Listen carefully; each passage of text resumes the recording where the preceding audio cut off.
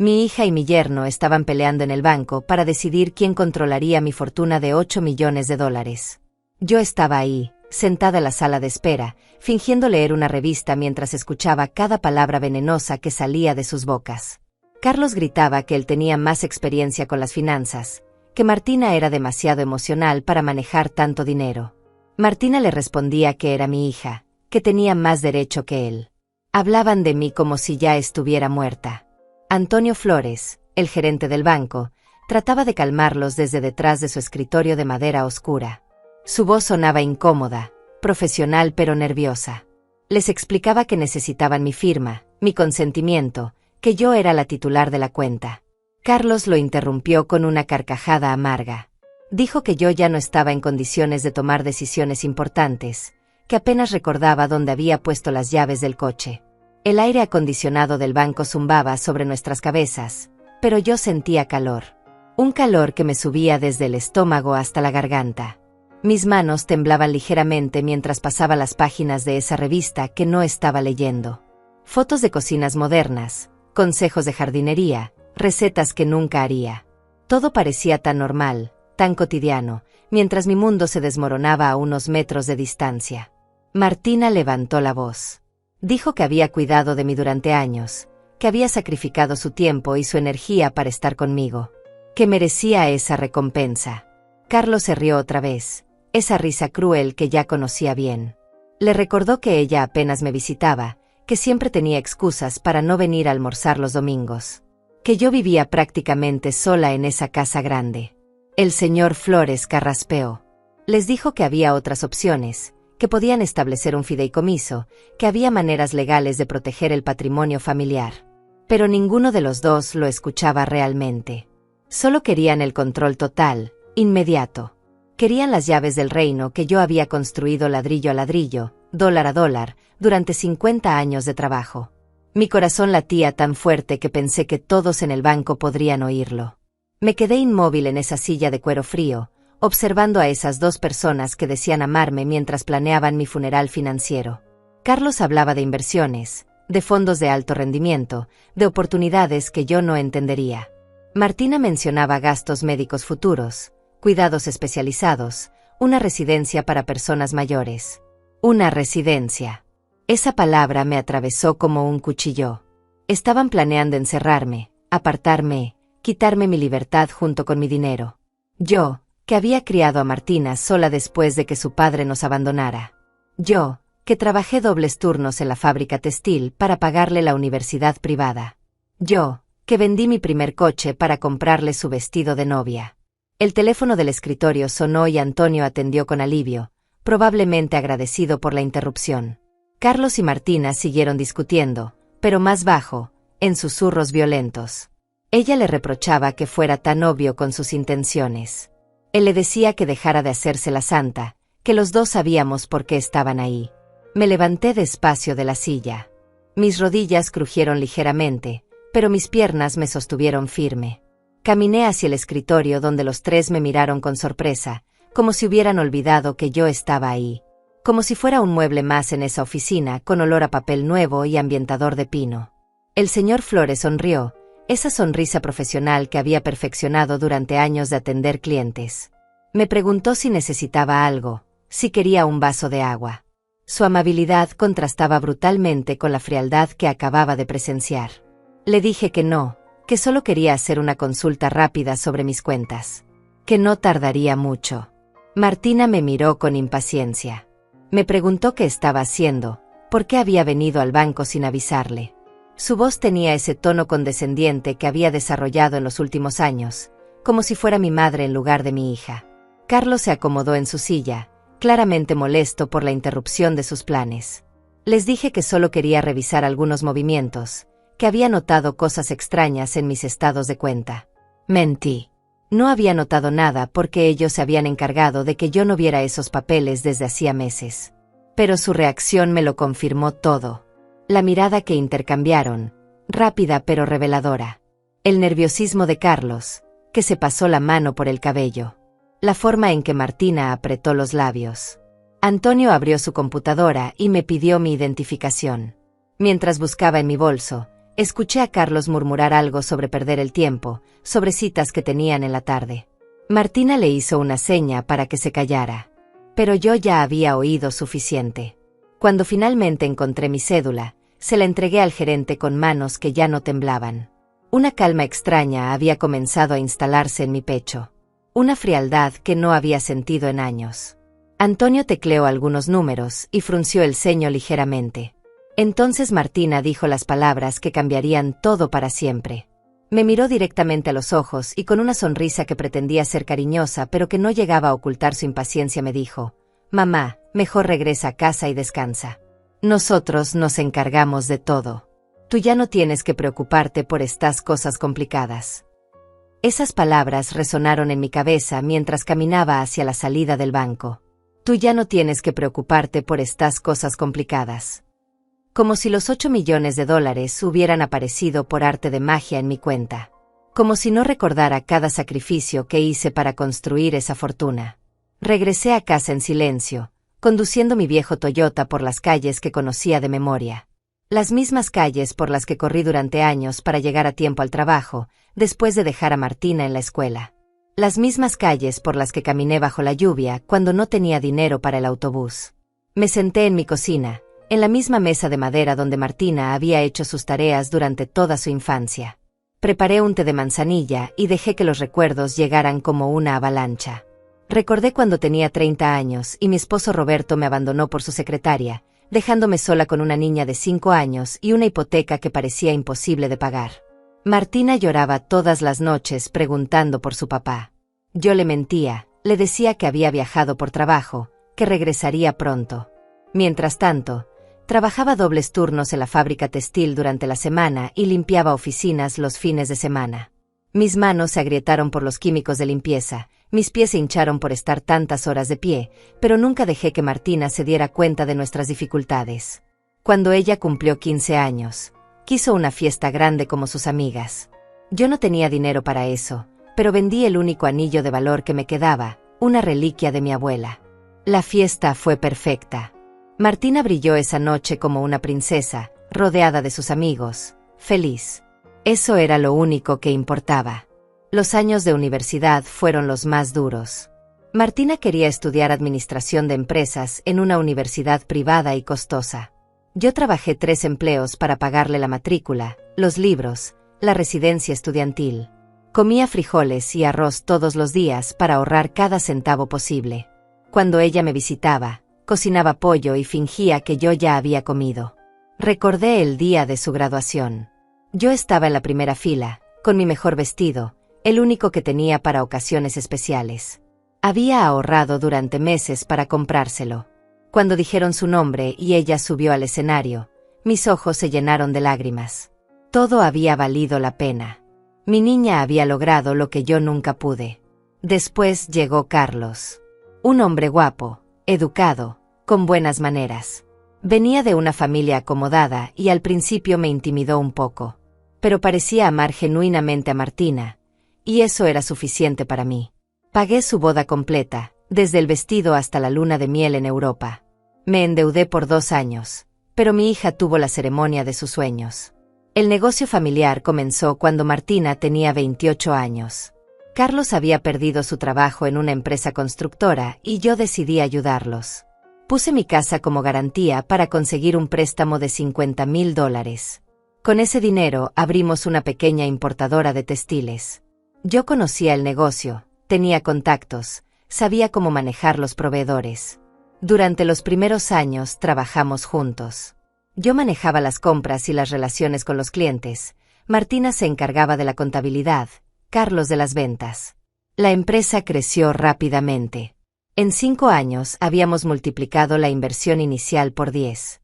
En 10 años, éramos millonarios. Pero algo cambió cuando el dinero comenzó a fluir abundantemente. Martina y Carlos empezaron a tratarme diferente. Ya no era la socia fundadora, era la empleada mayor que estorbaba en las reuniones importantes. Gradualmente me fueron apartando de las decisiones clave. Me decían que merecía descansar, que había trabajado suficiente toda mi vida. Acepté retirarme a los 65 años. Pensé que finalmente podría disfrutar tiempo con mi hija y mis nietos. Pero las visitas se volvieron escasas. Los domingos familiares se redujeron a llamadas telefónicas de 5 minutos. Los cumpleaños se convirtieron en tarjetas enviadas por correo. Cuando Carlos se hizo cargo completamente del negocio, las ganancias se dispararon. Abrieron sucursales en 3 ciudades más, diversificaron los productos, establecieron contratos internacionales.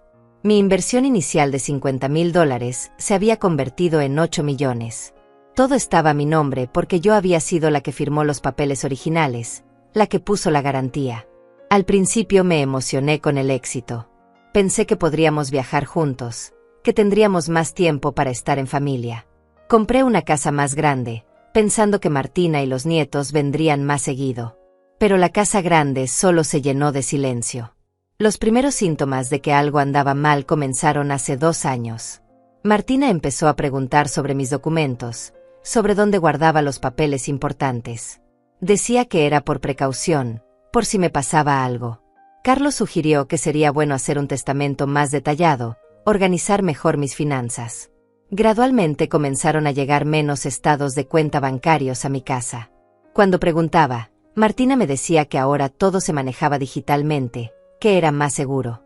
Me ofreció ayuda para revisar mis cuentas en línea, pero siempre había una excusa para posponerlo.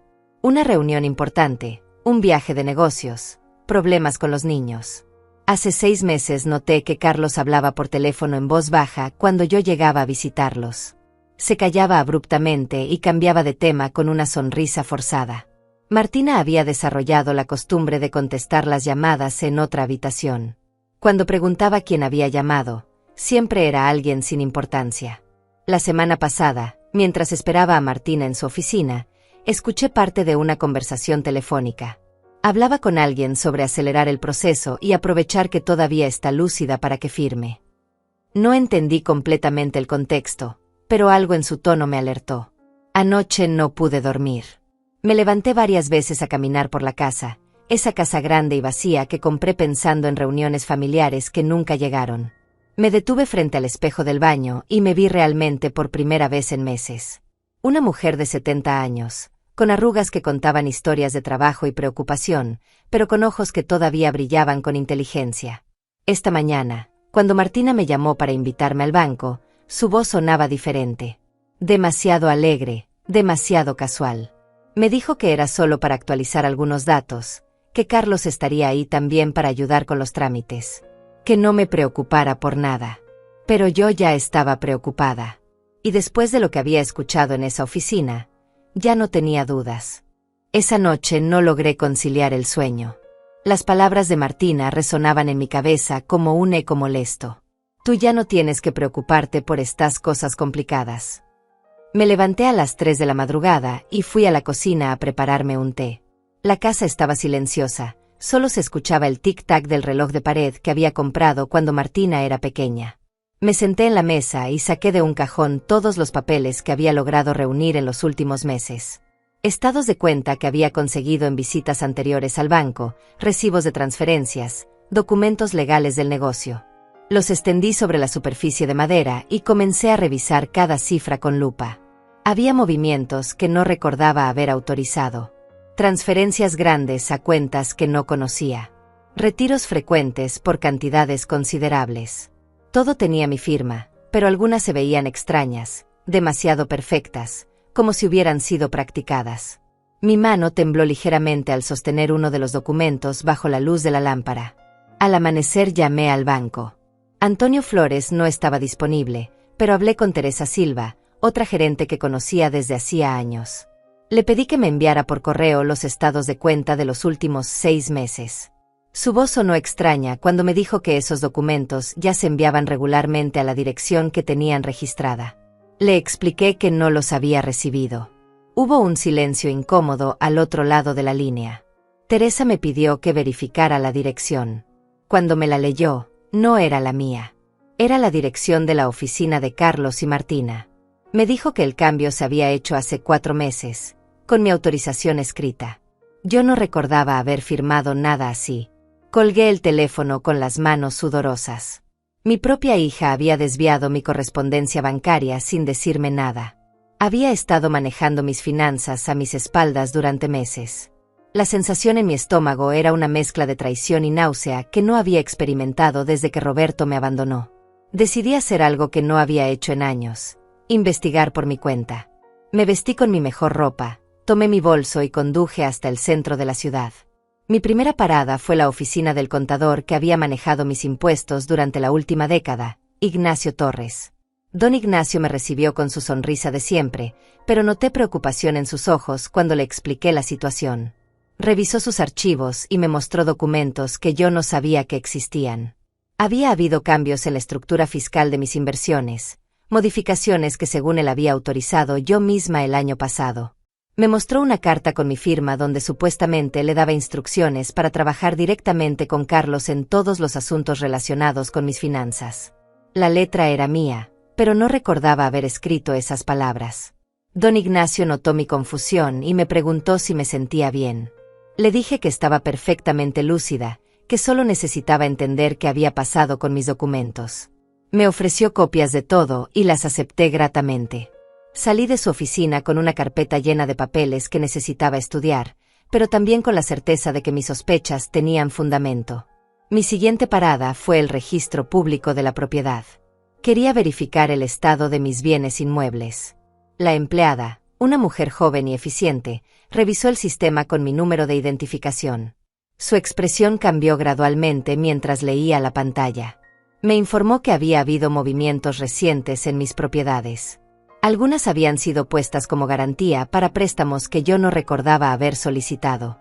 Otras tenían beneficiarios designados en caso de mi muerte, designaciones que tampoco recordaba haber hecho. Todo legal, todo con mi firma, todo sin mi conocimiento consciente. Pedí copias de todos los documentos. La empleada me miró con compasión cuando vio que mis manos temblaban mientras ordenaba los papeles en mi bolso. Me preguntó si tenía algún familiar que pudiera acompañarme. Le dije que estaba bien, que podía manejar la situación sola. Pero no estaba bien. Mientras conducía de regreso a casa, tuve que detenerme 2 veces porque las lágrimas me impedían ver claramente. No eran lágrimas de tristeza solamente, sino de rabia. Una rabia fría y calculadora que comenzaba a crecer en mi pecho como una semilla venenosa. Llegué a casa al atardecer. El teléfono estaba sonando cuando abrí la puerta. Era Martina. Su voz sonaba animada, casi eufórica. Me dijo que había hablado con el señor Flores sobre nuestra visita al banco, que todo había salido muy bien, que pronto tendríamos todo organizado para que yo pudiera vivir más tranquila. Le pregunté qué quería decir con más tranquila. Se rió, esa risa que conocía desde que era niña pero que ahora sonaba diferente, calculada. Me dijo que Carlos y ella habían estado pensando que tal vez sería bueno que yo considerara mudarse a un lugar más pequeño, más manejable. Que ellos podrían ayudarme a encontrar algo bonito, cómodo. Mi sangre se heló. Me preguntó si había pensado en vender la casa, si no me parecía demasiado grande para una persona sola. Sus palabras sonaban cariñosas, pero detrás de cada una había una intención que finalmente podía ver con claridad. No querían cuidarme, querían deshacerse de mí. Le dije que la casa estaba bien para mí, que no tenía intención de mudarme. Hubo un silencio breve al otro lado de la línea. Luego Martina suspiró, como si estuviera hablando con una niña caprichosa. Me dijo que lo habláramos después, cuando estuviera más calmada, cuando pudiera pensar con más claridad. Cuando pudiera pensar con más claridad.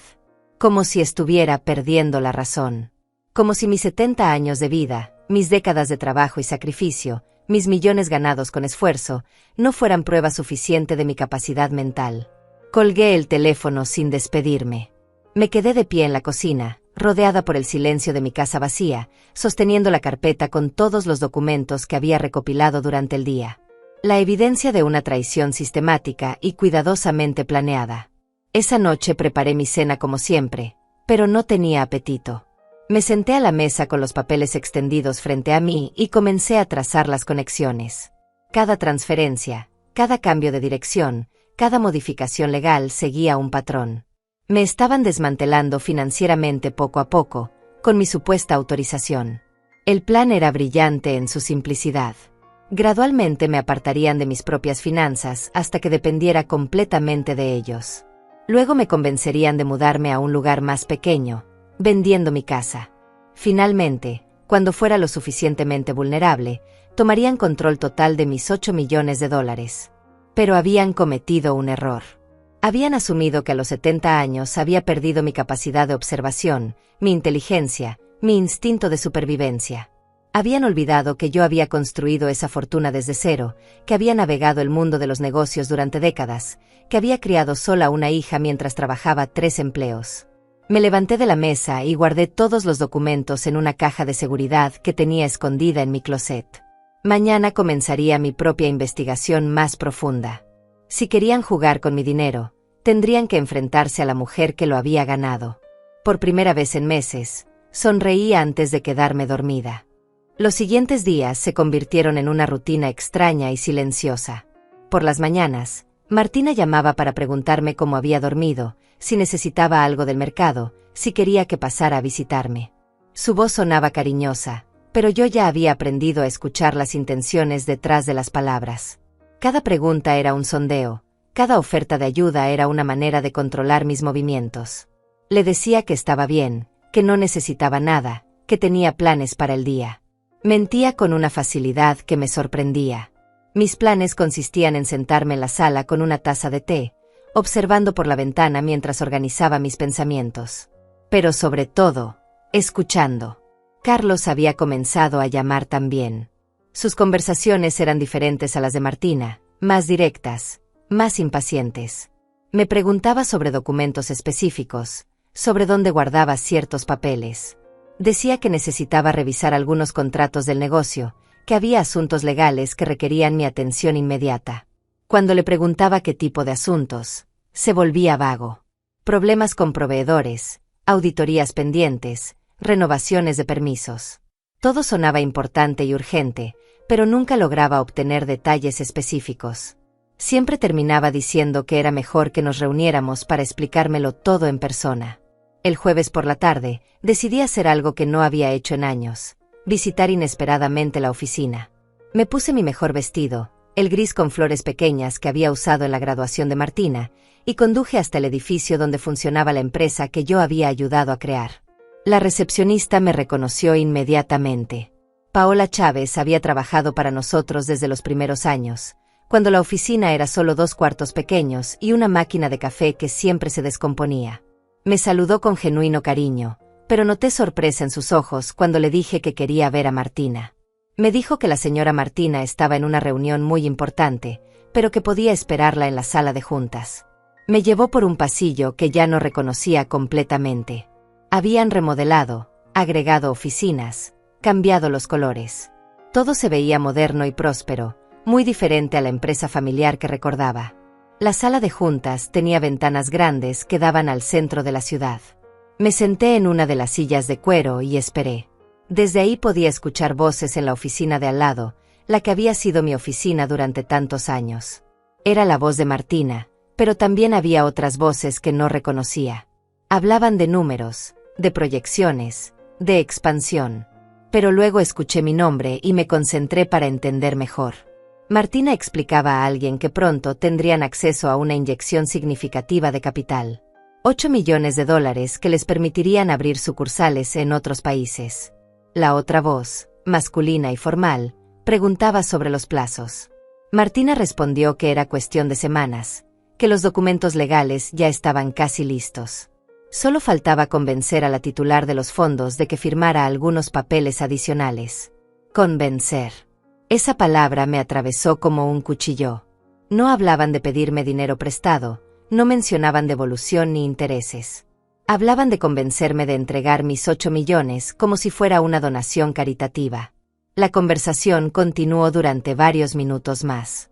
Escuché detalles sobre planes de inversión, sobre oportunidades en mercados internacionales, sobre la importancia de actuar rápidamente antes de que aparecieran competidores. Todo financiado con mi dinero, todo sin mi conocimiento real de las implicaciones. Cuando finalmente se abrió la puerta de la oficina contigua, me las arreglé para parecer que estaba mirando por la ventana distraídamente. Martina apareció acompañada de 2 hombres en trajes caros que no conocía. Se sorprendió visiblemente al verme, pero se recuperó rápidamente y me saludó con una sonrisa que no llegaba a sus ojos. Me presentó a los señores como socios potenciales de Estados Unidos. Ellos me saludaron educadamente, pero pude ver en sus miradas que sabían exactamente quién era yo y cuál era mi papel en los planes de Martina. Eran miradas de evaluación, como si estuvieran calculando qué tan fácil sería manejarme. Después de que los hombres se fueron, Martina se sentó a mi lado y me preguntó qué me había traído por la oficina. Le dije que extrañaba el ambiente de trabajo, que quería ver cómo iban las cosas. Se rió nerviosamente y me dijo que todo marchaba muy bien, mejor de lo que habíamos esperado cuando comenzamos. Le pregunté sobre los planes de expansión que había mencionado. Su expresión cambió sutilmente, se volvió más cautelosa. Me dijo que eran solo ideas preliminares, que aún no había nada concreto, que cuando hubiera algo definido, por supuesto me lo comentaría. Pero yo ya no necesitaba que me comentara nada. Había escuchado suficiente para entender que mis 8 millones ya estaban comprometidos en su mente, que los contratos con esos socios estadounidenses probablemente ya estaban en proceso, que mi firma en los documentos del banco era solo una formalidad para acceder a un dinero que ya consideraban suyo. Esa noche, cuando regresé a casa, encontré un sobre bajo mi puerta.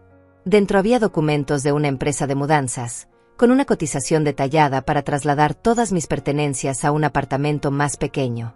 La dirección era de un complejo residencial para personas mayores a las afueras de la ciudad. No había nota explicativa, no había remitente identificado. Pero la cotización estaba fechada para la semana siguiente e incluía servicios de empaque completo, como si ya estuviera decidido que me mudaría. Me senté en mi sala, rodeada por los muebles que había comprado uno a uno durante años de trabajo duro, y sentí una claridad fría instalarse en mi mente. No era paranoia, no era confusión senil. Era una conspiración real y bien organizada para deshacerse de mí y quedarse con mi dinero.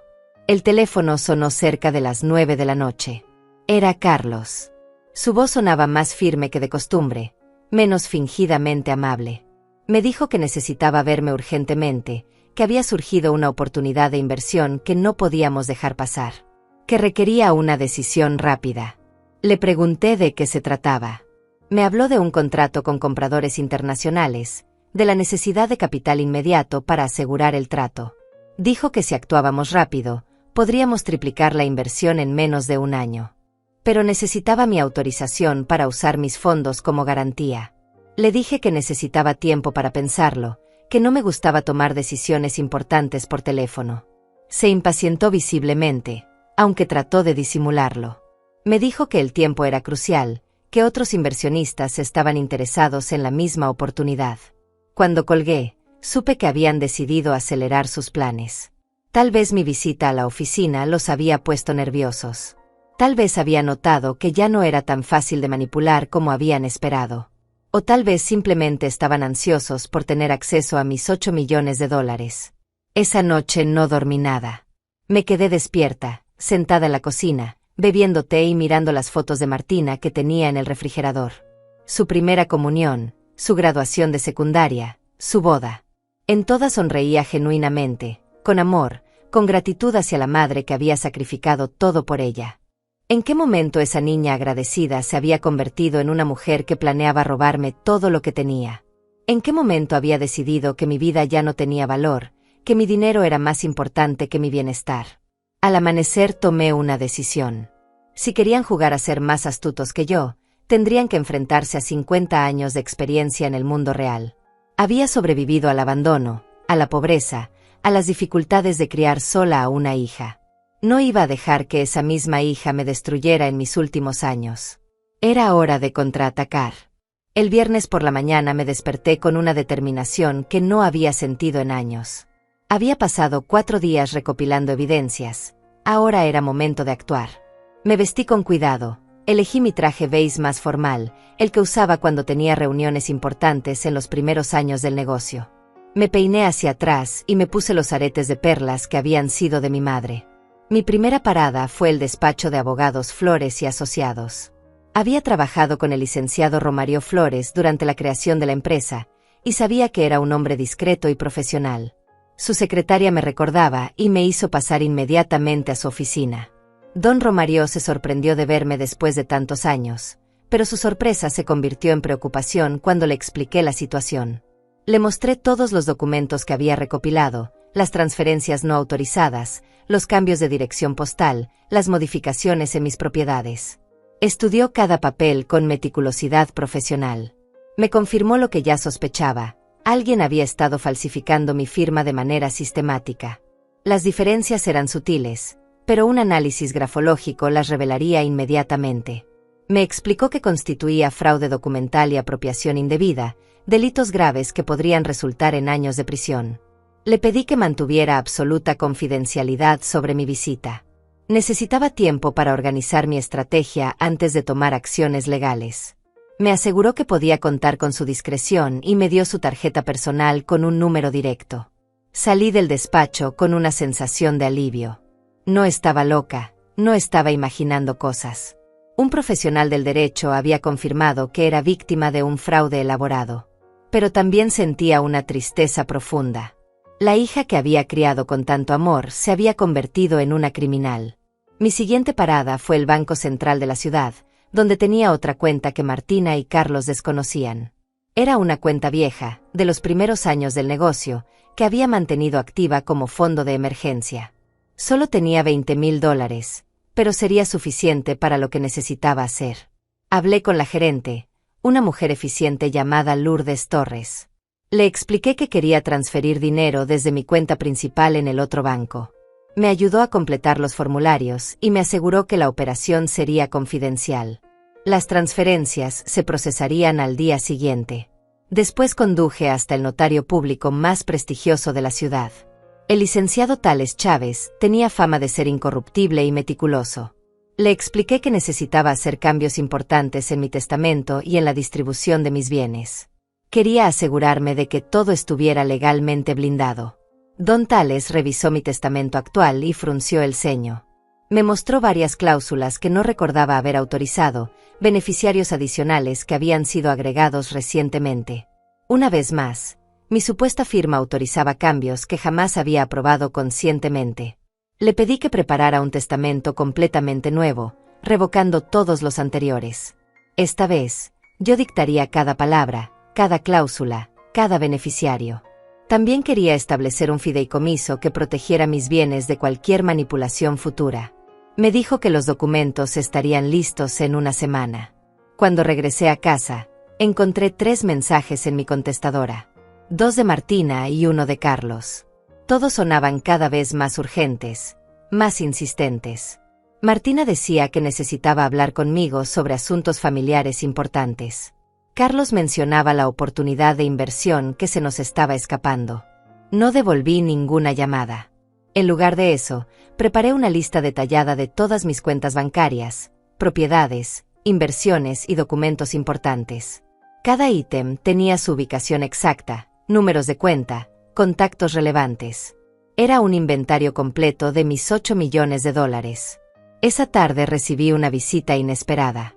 Martina llegó sin avisar, con una expresión de preocupación exagerada. Me dijo que había estado tratando de comunicarse conmigo todo el día, que se había preocupado cuando no respondí sus llamadas. Sus ojos escanearon la sala, como si buscara algo específico. Le ofrecí té y nos sentamos en la sala. Me preguntó cómo me había sentido últimamente, si había tenido problemas para recordar cosas, si me sentía confundida con frecuencia. Sus preguntas sonaban como un interrogatorio médico disfrazado de preocupación maternal. Le aseguré que me sentía perfectamente bien, que mi memoria estaba intacta, que no tenía ningún problema cognitivo. Ella insistió, mencionó que a veces las personas mayores no se dan cuenta cuando empiezan a tener dificultades. Que tal vez sería bueno hacer una evaluación médica, solo por precaución. Me di cuenta de que estaba construyendo un expediente. Si en algún momento necesitaban demostrar que yo no era competente para manejar mis finanzas, estas conversaciones serían su evidencia. Cada pregunta sobre mi memoria, cada sugerencia sobre exámenes médicos, era parte de un plan para declararme mentalmente incapacitada. Le dije que me sentía ofendida por sus insinuaciones. Que había manejado millones de dólares durante décadas, que había criado exitosamente a una hija, que había construido un negocio próspero desde cero. Su expresión cambió. Se volvió más fría, más calculadora. Me dijo que justamente por eso se preocupaba. Que había sido muy responsable toda mi vida, pero que ahora era momento de descansar, de dejar que otros se hicieran cargo de las decisiones difíciles. Que Carlos y ella solo querían protegerme de las presiones y responsabilidades financieras. Cuando se fue, me quedé sentada en mi sala, rodeada por el silencio pesado de la traición confirmada. Mi propia hija estaba trabajando activamente para declararme incompetente, para justificar el robo de mis bienes como una medida de protección. Esa noche llamé a don Romario desde mi teléfono personal. Le conté sobre la visita de Martina, sobre sus preguntas insistentes sobre mi salud mental. Me aconsejó que me hiciera un examen médico completo inmediatamente, con un doctor independiente de mi elección. La documentación médica de mi competencia mental sería crucial si el caso llegaba a los tribunales. También me sugirió que comenzara a grabar nuestras conversaciones telefónicas, que documentara cada encuentro, cada presión que ejercieran sobre mí. Me explicó que en casos de abuso financiero contra personas mayores, la evidencia era fundamental para demostrar manipulación y coerción.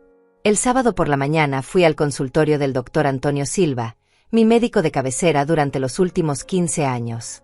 Le expliqué la situación sin entrar en detalles familiares específicos. Solo le dije que necesitaba una evaluación médica completa que documentara mi estado físico y mental.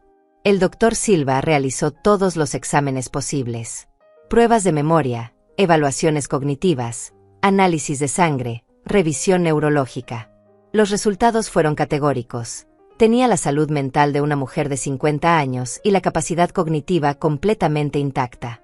Me entregó un informe médico detallado que certificaba mi competencia mental absoluta.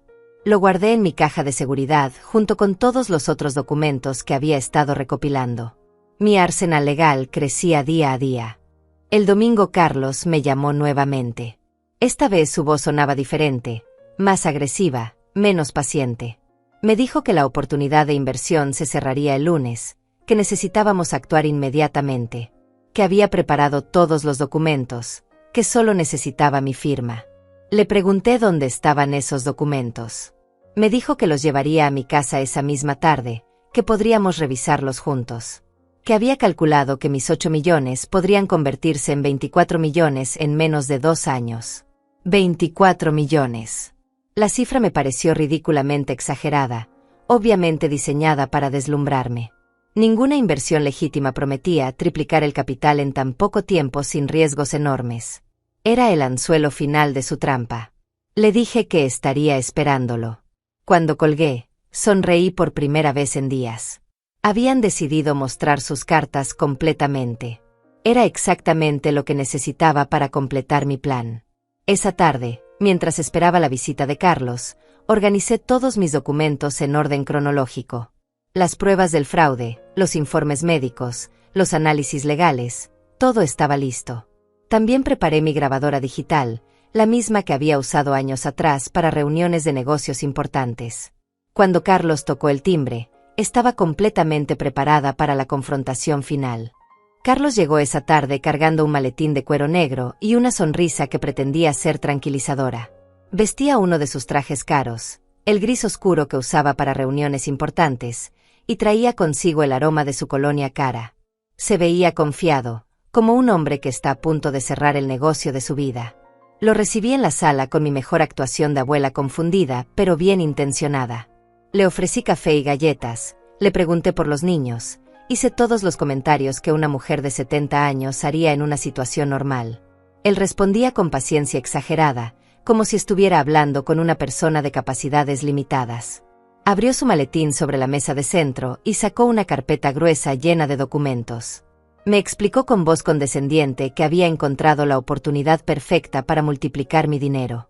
Una empresa estadounidense necesitaba capital para expandirse a Latinoamérica, y estaban ofreciendo rendimientos extraordinarios a inversionistas selectos. Me mostró gráficas coloridas, proyecciones financieras que parecían demasiado buenas para ser verdad, testimonios de otros inversionistas que supuestamente habían triplicado su dinero. Todo el paquete estaba diseñado profesionalmente para impresionar a alguien que no entendiera de finanzas. Mientras él hablaba, yo asentía y hacía preguntas ingenuas. Le pedí que me explicara términos que conocía perfectamente. Fingí no entender conceptos básicos de inversión. Carlos se volvía cada vez más condescendiente, más seguro de que me tenía completamente engañada. La grabadora digital estaba funcionando perfectamente, oculta detrás de un jarrón en la mesa lateral. Cada palabra que decía, cada promesa exagerada, cada mentira elaborada quedaba registrada para la posteridad. Mi abogado tendría evidencia más que suficiente para demostrar el intento de fraude. Carlos finalmente llegó al punto crucial. Sacó varios documentos que requerían mi firma. Poderes notariales que le darían control total sobre mis cuentas bancarias, autorizaciones para transferir fondos, documentos que esencialmente me convertirían en una figura decorativa en el manejo de mi propio dinero. Me explicó con paciencia fingida que estos papeles eran solo formalidades legales, que me protegerían de la responsabilidad si algo salía mal con la inversión, que él se haría cargo de todos los detalles técnicos, que yo no tendría que preocuparme por nada complicado.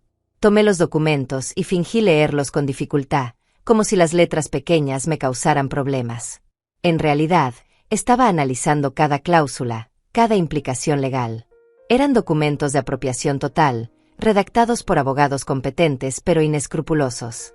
Le dije que necesitaba tiempo para pensarlo, que era mucho dinero y quería estar segura. Carlos se impacientó visiblemente, aunque trató de disimularlo. Me recordó que la oportunidad se cerraría al día siguiente, que otros inversionistas estaban esperando su decisión. Insistió en que confiara en él, que había manejado inversiones similares antes, que tenía experiencia en mercados internacionales. Me recordó todo lo que había hecho por la familia, cómo había cuidado de Martina, cómo había ayudado a hacer crecer el negocio familiar. Sus palabras me dolieron más de lo que esperaba. Había cuidado de Martina, eso era cierto. Pero ahora estaba usando ese cuidado como justificación para robarme. Había ayudado con el negocio, pero solo después de que yo pusiera todo el capital inicial y asumiera todos los riesgos. Le pregunté qué pasaría si la inversión salía mal, si perdíamos todo el dinero. Me aseguró que eso era imposible, que la empresa estadounidense tenía garantías bancarias sólidas. Cuando le pedí ver esas garantías, se volvió evasivo. Dijo que eran documentos confidenciales que solo se compartían después de firmar los acuerdos preliminares. Decidí presionarlo un poco más. Le pregunté por qué necesitaba que yo firmara poderes tan amplios si la inversión era tan segura. Su máscara de paciencia comenzó a resquebrajarse. Me dijo con voz más firme que en inversiones de esta magnitud era normal que hubiera procedimientos específicos. Fingí estar confundida por su cambio de tono. Le dije que no me gustaba cuando me hablaba así, que me recordaba a su padre cuando perdía la paciencia conmigo. Esa comparación lo enfureció visiblemente, aunque trató de controlarse. Se disculpó con una sonrisa forzada y volvió a su tono condescendiente. Me explicó que solo estaba preocupado por mi bienestar financiero, que quería asegurarme un futuro cómodo. Que 8 millones parecían mucho dinero, pero que con la inflación y los gastos médicos futuros, tal vez no serían suficientes. Gastos médicos futuros. Ahí estaba la amenaza velada. La implicación de que pronto necesitaría cuidados costosos, que estaría a merced de decisiones que otros tomarían por mí. Era su manera de recordarme que mi autonomía tenía fecha de vencimiento. Le dije que me sentía perfectamente bien de salud, que mi doctor acababa de confirmar que estaba en excelente condición física y mental. Carlos frunció el ceño ligeramente. Probablemente no esperaba que hubiera ido al médico por mi propia iniciativa. Cambió de estrategia y comenzó a hablar sobre Martina. Me dijo que mi hija estaba muy preocupada por mí, que había notado algunos cambios en mi comportamiento últimamente. Que tal vez yo no me daba cuenta, pero que había momentos en que parecía confundida o desorientada. Era la misma línea que había usado Martina. Estaban coordinando sus esfuerzos para construir una narrativa de deterioro mental que justificaría su control sobre mis finanzas. Cada conversación era parte de un expediente que usarían contra mí si era necesario. Les seguí el juego. Fingí preocupación por esos supuestos lapsos de memoria que ellos habían inventado. Les pedí ejemplos específicos. Carlos mencionó ocasiones vagas en que supuestamente había repetido conversaciones o había olvidado compromisos importantes. Sabía que estaba mintiendo porque recordaba perfectamente cada encuentro que habíamos tenido en los últimos meses. Mi memoria estaba intacta, pero él necesitaba crear dudas sobre mi competencia mental para proceder con su plan. Finalmente le dije que firmaría los documentos, pero que quería hacerlo en presencia de mi abogado. Carlos se tensó inmediatamente. Me preguntó por qué necesitaba un abogado si confiaba en él. Le expliqué que era solo por precaución, que siempre había manejado mis asuntos importantes con asesoría legal. Su actitud cambió completamente. Ya no era el yerno paciente y cariñoso. Se volvió frío, calculador. Me dijo que involucrar abogados complicaría innecesariamente el proceso, que retrasaría la inversión hasta que fuera demasiado tarde.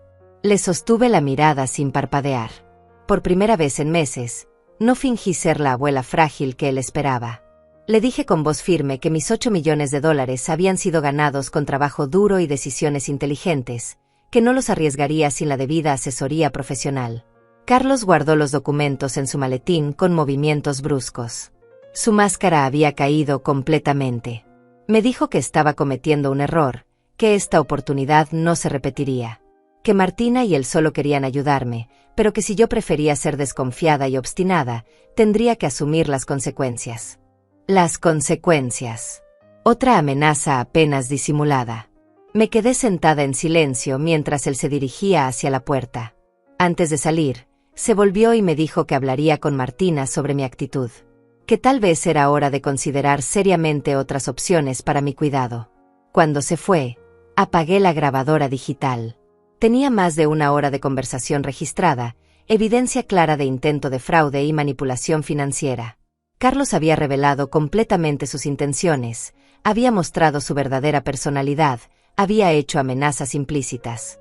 Esa noche, mientras revisaba mis notas y organizaba las grabaciones, sonó el teléfono. Era Martina, y su voz sonaba furiosa. Me gritó que como me atrevía a desconfiar de Carlos, que después de todo lo que habían hecho por mí, yo los trataba como criminales. Le dije con calma que solo quería proteger mis intereses, que cualquier inversión de esa magnitud requería asesoría profesional. Ella me cortó bruscamente. Me dijo que había hablado con un abogado especializado en casos de personas mayores, que habían opciones legales para proteger mi patrimonio aunque yo no quisiera cooperar. Colgó sin despedirse. Me quedé con el teléfono en la mano, escuchando el tono demarcado mientras procesaba lo que acababa de oír. Habían consultado con un abogado sobre cómo quitarme el control de mis propios bienes. Estaban preparando una batalla legal para declararme incompetente. Pero habían subestimado a su oponente. Mientras ellos planeaban robarme, yo había estado construyendo mi defensa. Tenía evidencia, tenía asesoría legal, tenía documentación médica. Más importante aún, tenía la ventaja de la sorpresa. Era hora de mostrarles que la mujer que había construido una fortuna de $8 millones no se rendía sin pelear. El lunes por la mañana me desperté antes del amanecer con una claridad mental que no había experimentado en meses. Era el día de mi contraataque, el momento de revelar mis cartas después de una semana de silenciosa preparación. Me vestí con mi mejor traje, el mismo que había usado para firmar los contratos más importantes de mi vida empresarial. Mi primera parada fue el banco donde Martina y Carlos creían tener control sobre mis finanzas.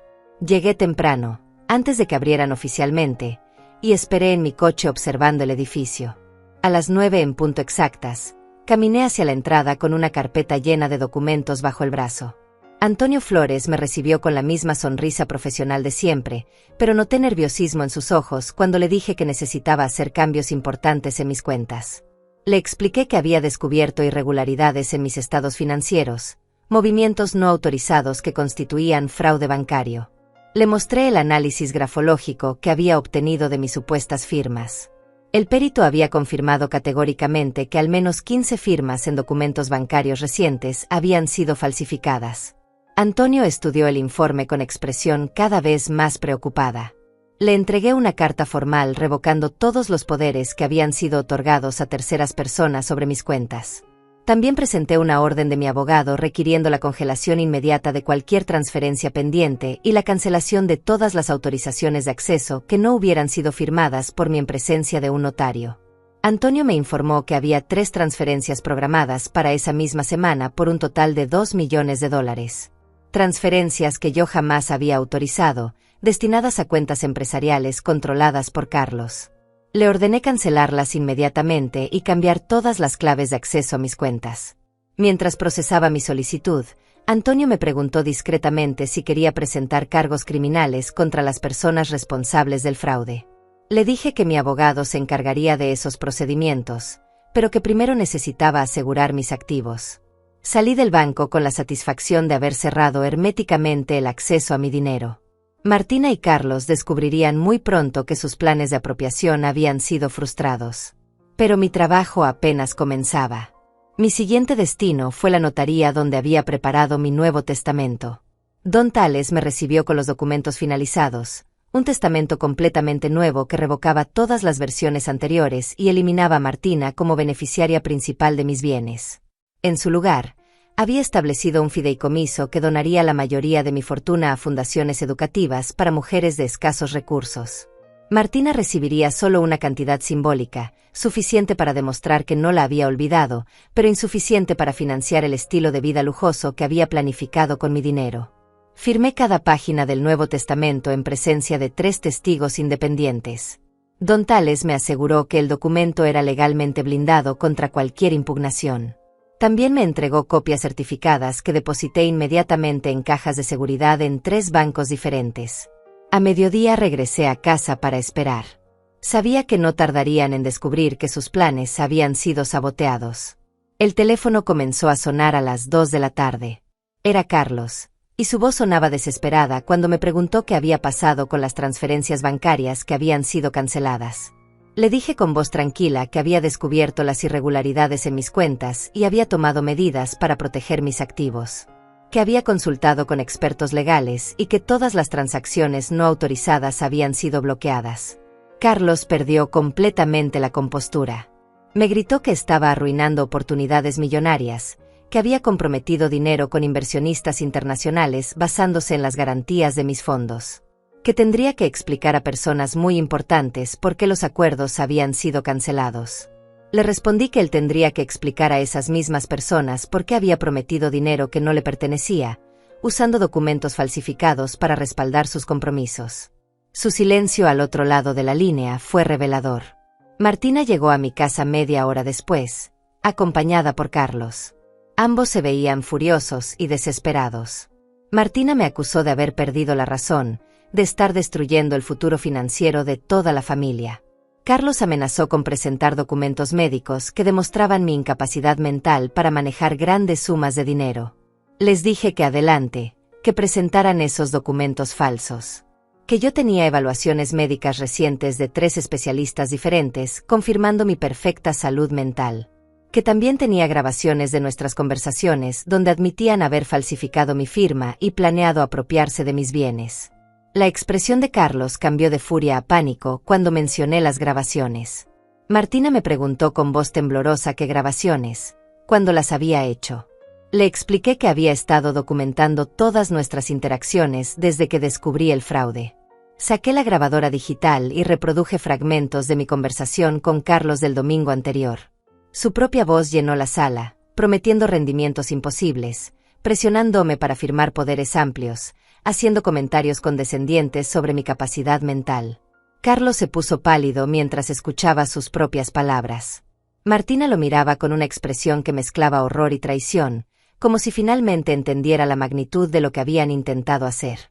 Les informé que había entregado copias de todas las evidencias a mi abogado, que había presentado denuncias formales por fraude documental y apropiación indebida, que tenía documentación completa de cada movimiento financiero irregular, cada firma falsificada, cada amenaza velada. Martina comenzó a llorar, pero sus lágrimas me parecieron calculadas, otro intento de manipulación emocional. Me suplicó que considerara las consecuencias para los nietos, que pensara en la reputación familiar, que todo había sido un malentendido, que solo querían protegerme. Le dije que proteger a alguien no requería robar su dinero ni falsificar documentos legales, que si realmente se hubieran preocupado por mi bienestar, habrían hablado conmigo honestamente sobre sus inquietudes financieras. Carlos trató una última estrategia desesperada. Me ofreció devolver todo el dinero que habían movido, cancelar todos los compromisos que habían hecho, firmar cualquier documento que yo quisiera. A cambio, solo me pedía que no presentara cargos criminales. Le pregunté cuánto dinero habían gastado ya de mis fondos. Su silencio fue respuesta suficiente. Me di cuenta de que habían usado mis millones como garantía para préstamos personales, habían financiado inversiones arriesgadas, habían vivido por encima de sus posibilidades asumiendo que pronto tendrían acceso total a mi fortuna. Les expliqué que ya no había vuelta atrás. que habían cruzado una línea que no se podía borrar, que durante meses habían conspirado para robarme, habían falsificado documentos, habían planeado declararme incompetente para justificar su apropiación de mis bienes. Martina me preguntó con voz quebrada si realmente iba a destruir a su propia familia por dinero. Le respondí que ellos habían destruido nuestra familia cuando decidieron que mi dinero era más importante que mi dignidad, que yo no estaba luchando por dinero, sino por mi derecho a vivir mis últimos años con autonomía y respeto. Carlos se levantó bruscamente de la silla.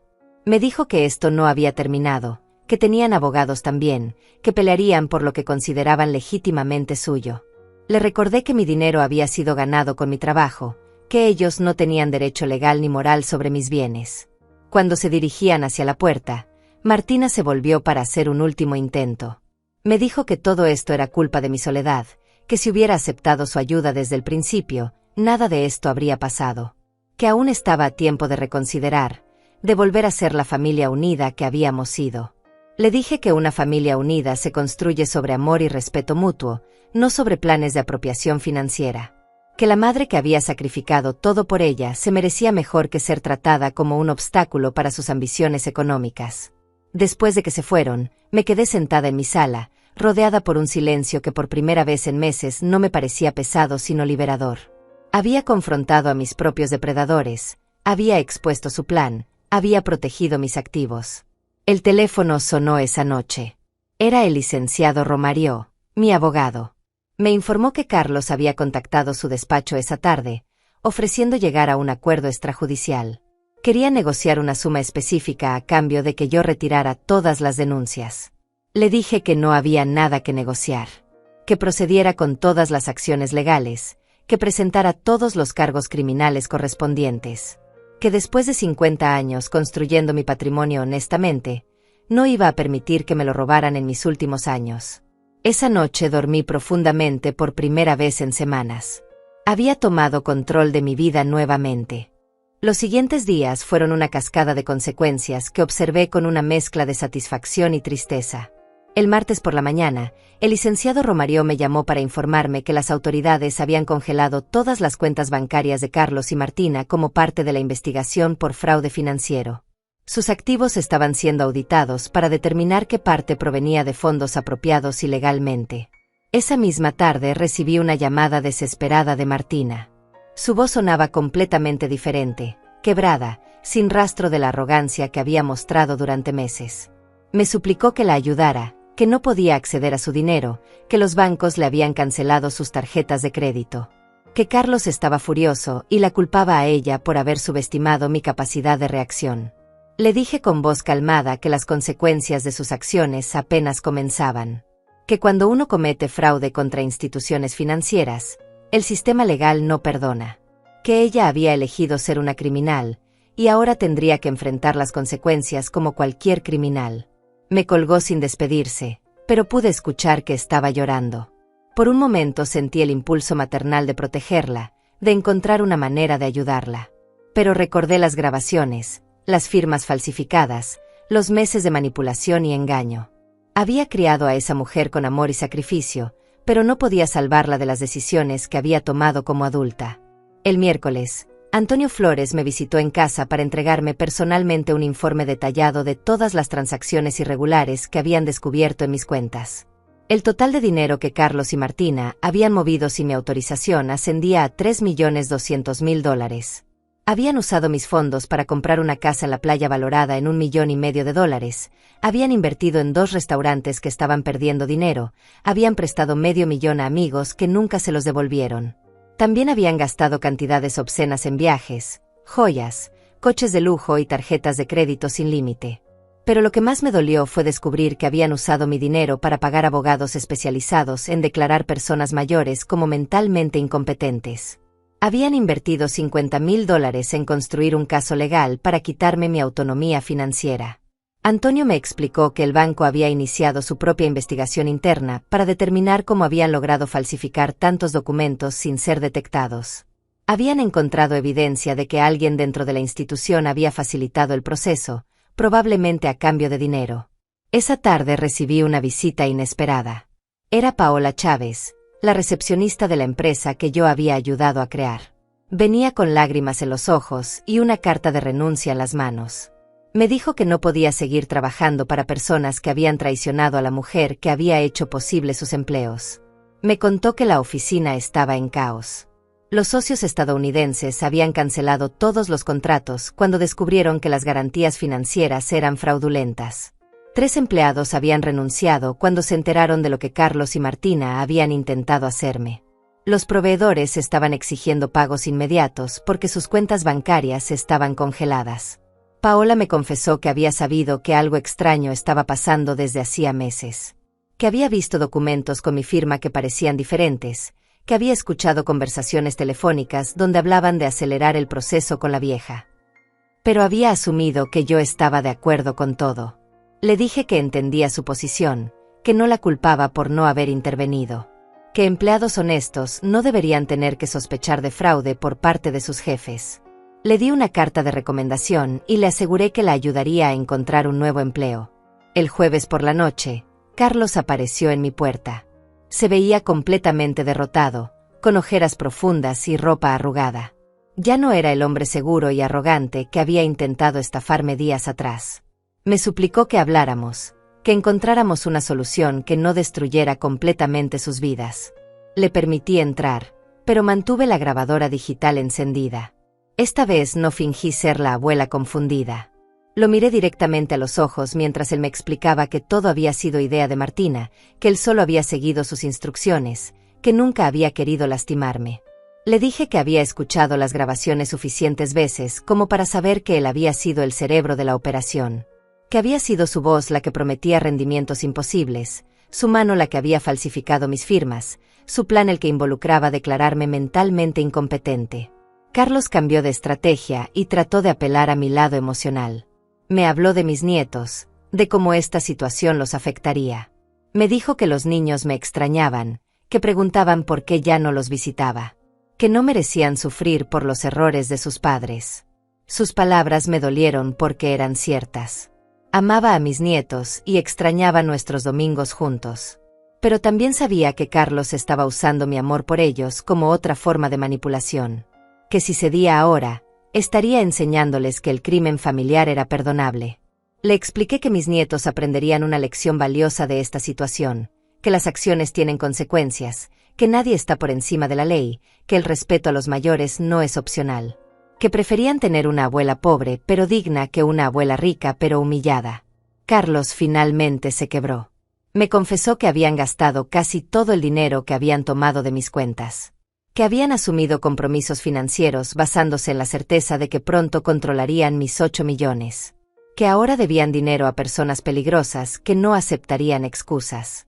Me pidió que al menos los ayudara a devolver el dinero prestado, que después de eso desaparecerían de mi vida para siempre.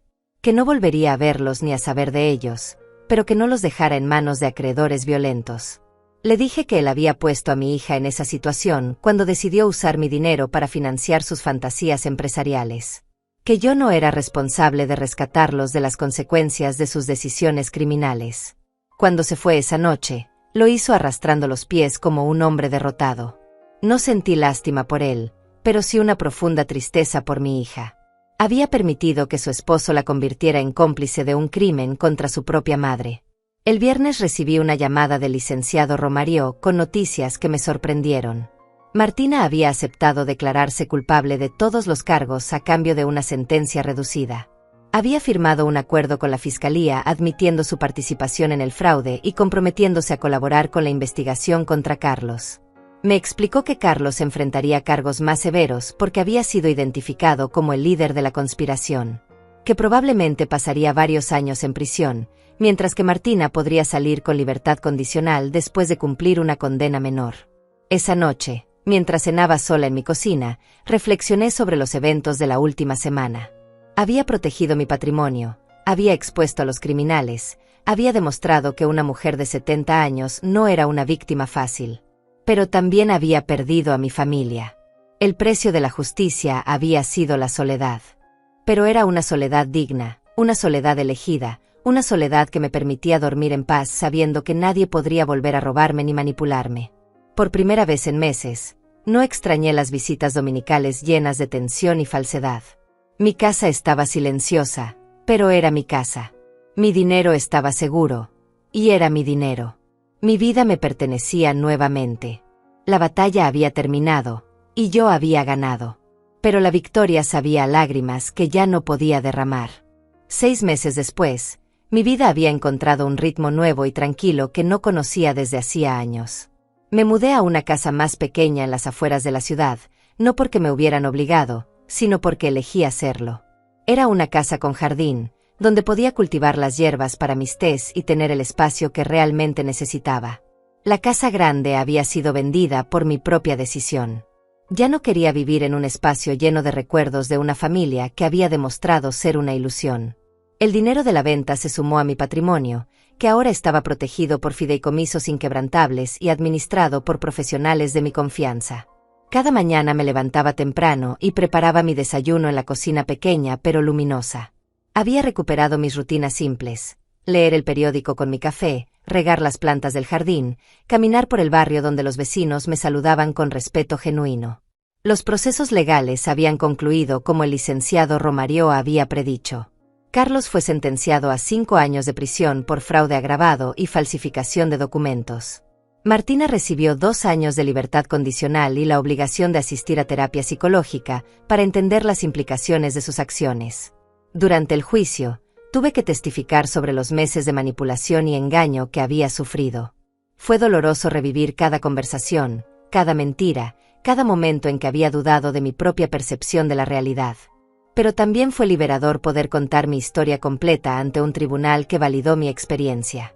El juez, un hombre mayor con ojos comprensivos, comentó al final del proceso que mi caso había puesto en evidencia un problema creciente en la sociedad: el abuso financiero contra personas mayores por parte de sus propios familiares. Que mi valentía para denunciar y luchar contra el fraude podría ayudar a otras víctimas a encontrar su voz. 3 meses después del juicio, recibí una carta de Martina desde el centro de rehabilitación donde cumplía su servicio comunitario. Era una carta larga, escrita a mano, donde me pedía perdón por todo el daño que me había causado. Decía que la terapia la había ayudado a entender que había perdido de vista sus valores fundamentales en la búsqueda de riqueza fácil. Leí la carta varias veces, buscando señales de manipulación o falsedad. Pero las palabras sonaban genuinas, llenas de una tristeza que reconocí como real. Martina escribía sobre su infancia, sobre todos los sacrificios que yo había hecho por ella, sobre cómo había permitido que la ambición la convirtiera en alguien que no reconocía. Me pedía una oportunidad de demostrar que podía cambiar, que podía volver a ser la hija que me merecía.